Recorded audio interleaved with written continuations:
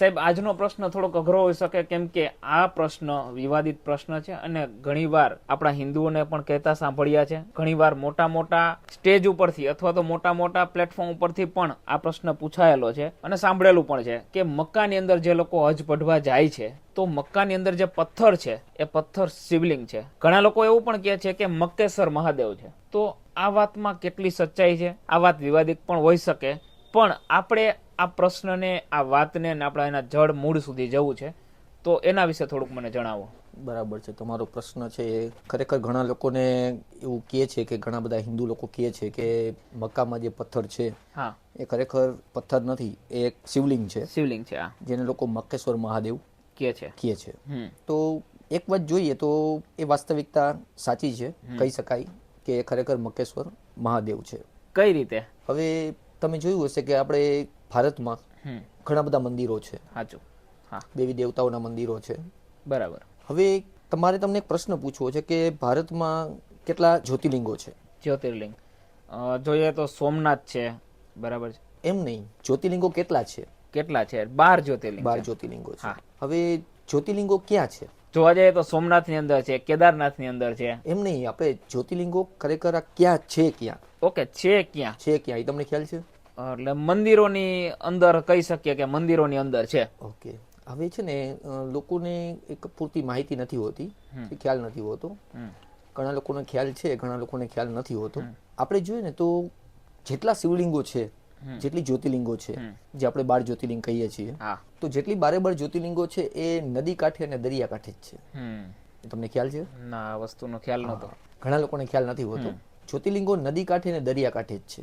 આપણે જોઈએ છે કે શંકર ભગવાનને જળ અભિષેક કરવામાં આવે છે. તો જેટલી જ્યોતિર્લિંગો છે એ દરિયા કાંઠે અને નદી કાંઠે છે, જ્યાં પાણી આપણને સરળતાથી મળી રહે છે. સાચી વાત છે. બરાબર છે. હવે મક્કામાં જે પથ્થર છે એ પથ્થરને લોકો એ લોકો ઇસ્લામમાં અથવા એ લોકો માન્યતા પ્રમાણે એનું નામ રાખ્યું છે, ઉર્દુમાં એને કહેવાય છે હજર અલ અસ્વદ. ઓકે. હજર એટલે પથ્થર, અસ્વદ એટલે કાળો. એને એ લોકો કાળો પથ્થર કહે છે, હજર અલ અસ્વદ. અસ્વદ એટલે આપણે સંસ્કૃત ભાષામાં અશ્વેત કહીએ. અશ્વેત એટલે કાળું, કાળું, જે સફેદ નથી. તેને આપણે શું કહીએ છીએ? કાળું, કાળું, બ્લેક. હવે મેં તમને કહ્યું પ્રમાણે જે 12 જ્યોતિર્લિંગો છે નદી કાંઠે અને દરિયા કાંઠે, જ્યાં પાણીની વ્યવસ્થા હોય છે. તો મક્કામાં પણ એક, જે તમને ખ્યાલ છે, મક્કા છે એ રણ વિસ્તારમાં છે કે જ્યાં વરસાદ પૂરો પડતો નથી, છતાં ત્યાં પાણી ખૂટતું નથી. સાચી વાત.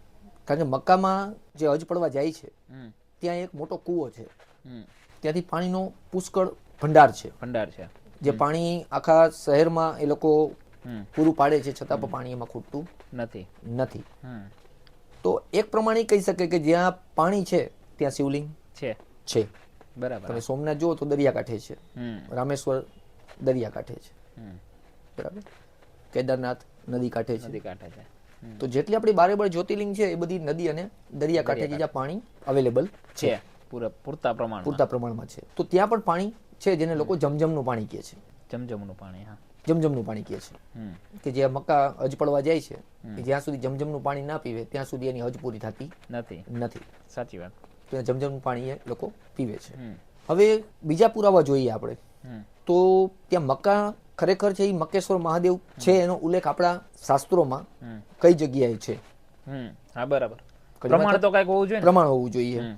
ઘણીવાર લોકોને એમ થતું હોય કે ભાઈ ચાલો, આપણી માન્યતાઓ એવી હોય છે કે કોઈ જગ્યાએ કઈ બોલી ગયા આપણે કે આ જગ્યાએ શિવલિંગ હતી, એટલે જેટલા હિન્દુ ધર્મના જે આસ્થા રાખે છે એ લોકો સીધા બોલવા માંડે છે કે ચાલો અહીંયા શિવલિંગ છે, કે અહીંયા મૂર્તિ છે, કે અહીંયા આ ભગવાન છે, આ ભગવાન છે. પણ એની પાસે પ્રમાણ નથી હોતું.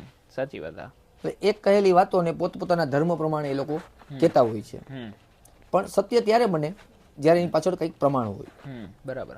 તો આપણા પુરાણોમાં પણ એક પ્રમાણ છે કે મક્કેશ્વર મહાદેવનું ત્યાં મંદિર હતું, શિવલિંગ છે, બરાબર.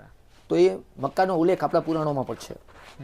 કયા પુરાણોમાં છે? તો કે ભવિષ્ય પુરાણમાં સગ પર્વ 3 અધ્યાય 16, સગ પર્વ અધ્યાય 3 અને 16ના શ્લોકમાં એનો ઉલ્લેખ છે. એ ઉપરાંત પદ્મ મહાપુરાણમાં એનો ઉલ્લેખ છે. એ ઉપરાંત વાયુ પુરાણમાં પણ એનો ઉલ્લેખ છે. શું વાત છે? હા.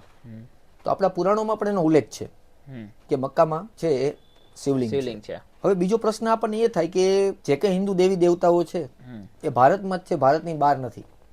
બરાબર. હા, આપણે જોઈએ ભાઈ ઘણીવાર આપણે ઘણા બધા હાસ્ય કલાકારો કહેતા હોય છે કે લંડનમાં મારે માનતા છે, મારે માનતા માનવા જાવી છે, તો એક હાસ્યાસ્પદ વાત થાય કે ભાઈ ત્યાં લંડનમાં તો કોઈ દેવી દેવતાઓ અવતાર લીધો નથી. બરાબર. તો આપણને એમ થાય કે ભારત દેશમાં જ કેમ, ભારત દેશની બહાર કેમ નહીં? ખરેખર હિન્દુ ધર્મ છે એ આખા વિશ્વમાં છે અને પેલા હતું. સનાતન કહી શકીએ ને? સનાતન કહી શકો કે સનાતન ધર્મ છે એ આખા વિશ્વમાં હતો. બરાબર. હવે તમે જુઓ છો કે ભારત દેશ ઉપર જ્યારે મુગલો શાસન કર્યું ત્યારે ઘણા બધા મંદિરો તોડવામાં આવ્યા હતા એવું આપણું ઇતિહાસમાં કહે છે કે ઘણા બધા મંદિરો તોડવામાં આવ્યા હતા અને ધર્મ પરિવર્તન પણ કરવામાં આવ્યું હતું એવું આપણા ઇતિહાસમાં આપણે ઘણી બધી જગ્યાએ વાંચેલું છે.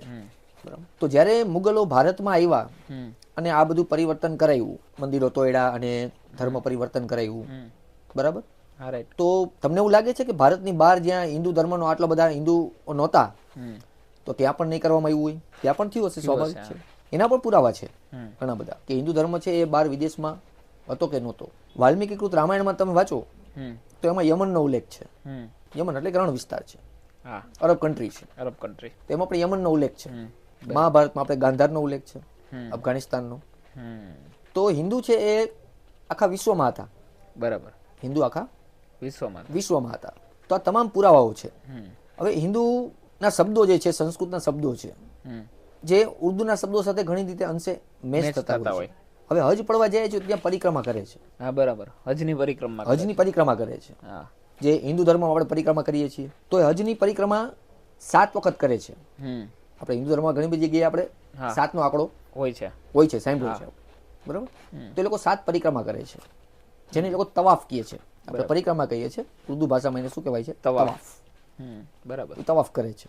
ઇસ્લામ ધર્મમાં જે માને છે કે ઇસ્લામ ધર્મ છે એમાં ઘણા બધા એવા છે જે રીત રિવાજો છે જે હિન્દુ ધર્મ સાથે સંકળાયેલા છે, મેચ થાય છે. દાખલા તરીકે ચંદ્ર. હવે શિવલિંગ જ છે એની શું ખાતરી છે? બરાબર. તો કે ચંદ્ર, અર્ધ ચંદ્રમાં એ લોકો માને છે. આપણે બીજ કહેતા હોઈએ છીએ જેને એ લોકો ઈદ કહે છે. કે ઈદનો ચાંદ જોઈને આપણે આગળ કાર્ય કરીએ. બરાબર. તો તમે શંકરનો ફોટો તમે જોયો હશે, શિવનો ફોટો જોયો હશે કે જેના માથા ઉપર અર્ધચંદ્ર હોય છે. અર્ધચંદ્ર છે. સાચું, અર્ધચંદ્ર છે. એ લોકો ચંદ્રને માને છે. તો એક દ્રષ્ટિએ કહી શકાય કે મોહમ્મદ સાહેબ પહેલા પણ બધા લોકો હિન્દુ ધર્મમાં માનતા હતા, બિલીવ કરતા હતા. બરાબર. એક પ્રમાણ આપી શકે કારણ કે એ લોકો ચંદ્રને માને છે, અર્ધચંદ્રને માને છે જે શંકરના શિવના કપાળ ઉપર, માથા ઉપર છે. પરિક્રમા કરે છે. 7 જ કરે છે. પાણી છે જમજમનું. અને હજી એક નવાઈની વાત એ કે ઈ જે અજર અલ અસ્વદ છે, એ જે પથ્થર છે એ પથ્થર કઈ દિશામાં છે? બરાબર. એ તમને ખ્યાલ છે? ના, એ ખ્યાલ નથી. એ પથ્થર છે એ પૂર્વ દિશામાં છે. જ્યાંથી સૂર્ય ઉગે છે.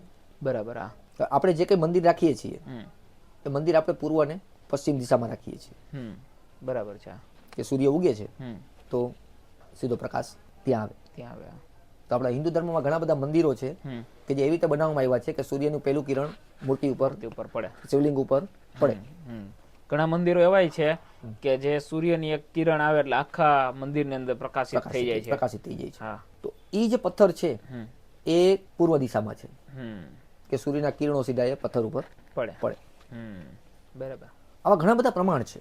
હવે એવું કહેવાય છે કે મોહમ્મદ સાહેબ વખતમાં જે કાબા હજ પડવા જાય છે ત્યાં 365 મૂર્તિઓ હતી. 365 મૂર્તિઓ હતી. મૂર્તિઓ શેની?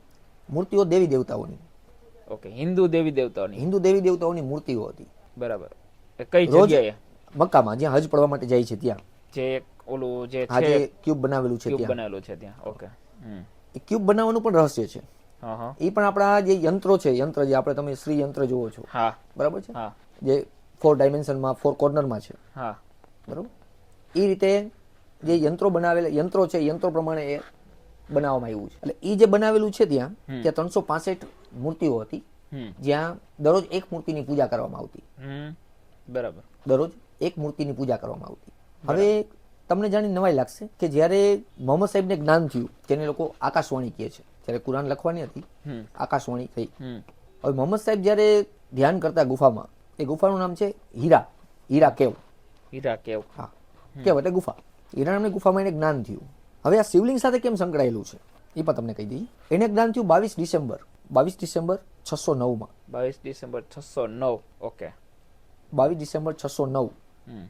તમે કેલેન્ડરમાં જોશો તો 22 ડિસેમ્બર 609 સોમવાર આવે છે. અને મોહમ્મદ સાહેબ છે એ શંકરમાં બહુ બિલીવ કરતા, શિવલિંગમાં. બરાબર.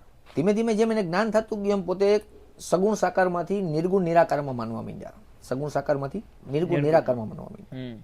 એટલે ધીમે ધીમે એક એક મૂર્તિઓ ત્યાંથી હટાવવા માંડ્યા. જેમ જ્ઞાન થતું ગયું તેમ હટાવવા માંડ્યા.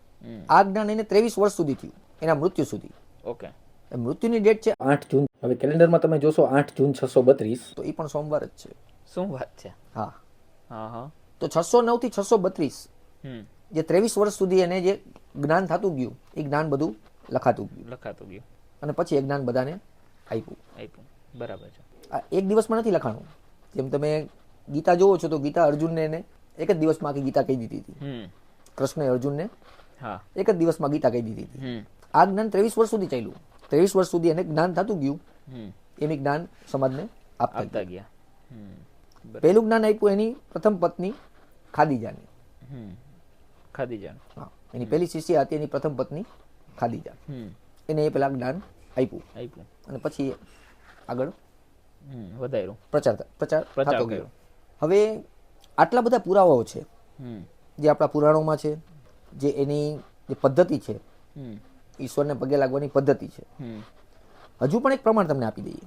હિન્દુમાં આપણે કહીએ કે જે પૂજા પ્રાર્થના કરતા હોય ને આપણે પૂજારી કહીએ, સાધુ સંત કહેતા હોય, બરાબર છે. એ લોકોમાં જે પૂજા કરે છે, જે હજ પડવા જાય છે, ત્યાં સફેદ વસ્ત્ર પહેરી જાય છે. સફેદ વસ્ત્ર પહેરી જાય. તમે જોયું હશે બધા વિડીયોમાં સફેદ વસ્ત્ર હોય છે. સફેદ વસ્ત્ર તમને ખ્યાલ છે કયા વાર માટે છે? સફેદ વસ્ત્ર સોમવાર માટે છે. બરાબર. સફેદ વસ્ત્ર સોમવાર માટે છે. હજુ પણ તમે ક્યાંક જાણી લેજો, તમને ખ્યાલ હશે, કદાચ ના હોય તો કહી દઉં. અયોધ્યામાં જ્યારે રામ મંદિર બન્યું છે, રામ મંદિરમાં જે રામને દરરોજ વસ્ત્ર પહેરાવવામાં આવે છે, એમાં સોમવારે એને સફેદ વસ્ત્ર પહેરાવવામાં આવે છે. શું વાત છે? દરેક વાર માટે અલગ અલગ વસ્ત્ર છે. હા, બરાબર. સોમવાર માટે સફેદ કલર છે, મંગળવાર માટે લાલ કલર છે, બરાબર. એમ શુક્રવાર માટે ક્રીમ કલર છે. બધા અલગ અલગ વાર માટે અલગ અલગ વસ્ત્રો કલરના ધારણ કરવામાં આવ્યા છે. એટલે સોમવાર માટે સફેદ વસ્ત્ર છે, એટલે જ્યારે ત્યાં હજ પઢે છે ત્યારે મોસ્ટ ઓફ નહીં, ઓલમોસ્ટ બધાએ સફેદ વસ્ત્ર પહેરેલા હોય છે. તો એની પૂજા પાઠની વિધિ તમે જુઓ, અને જે કે એ લોકો જેમાં બિલીવ કરે છે, ચંદ્રમાં બિલીવ કરે છે, સફેદ વસ્ત્રોમાં બિલીવ કરે છે, રાઈટ, બરાબર, 7 પ્રદક્ષિણા કરવામાં બિલીવ કરે છે. તો એની જે કઈ પદ્ધતિ છે, પૂજા પદ્ધતિ, એ કઈક અંશે હિન્દુ સાથે મેચ થાય છે. ભલે બધી નહીં, પણ 30-40%, 20% આપણે કહી શકીએ એટલી મેચ થાય છે. બીજું, તમે નમાઝ શબ્દ સાંભળ્યો હશે. નમાઝ, એ લોકો દિવસમાં 5 વખત નમાઝ પઢે છે. સાચું. નમાઝ શબ્દ છે ને એ ખરેખર સંસ્કૃત શબ્દ છે. અચ્છા, ઉર્દુ શબ્દ નથી? ઉર્દુ શબ્દ નથી, એ સંસ્કૃતમાંથી લીધેલો શબ્દ છે. બરાબર. એ ઘણા બધા મુસ્લિમ મૌલીઓ પણ કીધું છે, ઇસ્લામિક લોકો પણ જે મેઇન વડાઓ છે એ લોકો પણ કહે છે, ઇસ્લામ ધર્મ માનવાવાળા પણ ઘણા બધા લોકો કહે છે. બરાબર. અને એ લોકો સ્વીકારે પણ છે કે નમાઝ શબ્દ છે એ સંસ્કૃતમાંથી આવેલો શબ્દ છે. શું વાત છે? નમાઝનો અર્થ શું થાય તમને ખ્યાલ છે? નમાઝનો શબ્દ અર્થ શું થાય? ખ્યાલ નથી. નમાઝની આપણે સંધિ છૂટી પાડી તો નમ એટલે નમવું, નમ એટલે નમવું, અજ એટલે ઈશ્વર, ઈશ્વર સામે નમવું, એને કહેવાય નમાઝ. તો હિન્દુ પણ નમે છે, મુસ્લિમ પણ નમે છે. તો આવા ઘણા બધા શબ્દો છે જે સંસ્કૃતમાંથી ઉર્દુમાં આવેલા છે. બરાબર.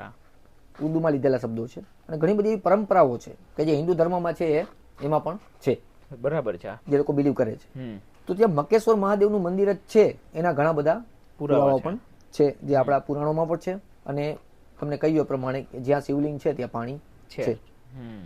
બરાબર. શિવલિંગ છે ત્યાં સુધી ત્યાં પાણી ક્યારે પૂરું થશે નહીં. શું વાત છે? હા, જ્યાં શિવલિંગ છે ત્યાં કોઈ પાણીની અછત હોતી જ નથી. ત્યાં રણ વિસ્તાર છે, ત્યાં પાણી, વરસાદ પડતો જ નથી, એટલો છતાં પાણી ખૂટતું નથી. તો પાણી આવે છે ક્યાંથી? ઘણા વિડીયો આવે છે કોના માટે? ઘણા વિડીયો જોયેલા છે કે ત્યાં પાણીમાં ટૂંકમાં જ્યારે ઓલું જે આખું ગ્રાઉન્ડ હોય છે, વોશ કરતા હોય છે, અને ત્યારે પણ એટલું પાણી પુષ્કળ પ્રમાણમાં હોય છે. પાણી આવે છે ક્યાંથી? એ આવે છે શંકર માટે આવે છે, શિવલિંગ માટે પાણી આવે છે.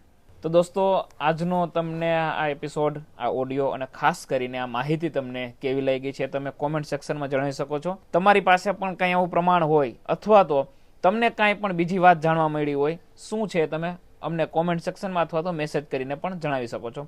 તમારી પાસે કંઈ પણ નવા પ્રશ્નો હોય, નવા પ્રશ્નો તમને એવું થતું હોય કે મારે આ પૂછવું છે, આ જાણવું છે, તો અમે એ માહિતી તમારા સુધી અમે પહોંચાડી દેશું. તો તમે પ્લીઝ કોમેન્ટ સેક્શનમાં અથવા ડીએમમાં અમને જણાવી શકો છો. બાકી તો આ પેજ છે આપણું ઇન્સ્ટાગ્રામ, યુટ્યુબ અને જે ફેસબુક પેજ છે એને તમે ફોલો કરી શકો છો, લાઇક કરી શકો છો, શેર કરી શકો છો અને તમારા મિત્રોને પણ આ માહિતી શેર કરી શકો છો. આપણે પણ મળીશું એક નવા વિડીયો સાથે, નવા ઓડિયો સાથે. ત્યાં સુધી bye bye, take care, Radhe Radhe, જય હિન્દ.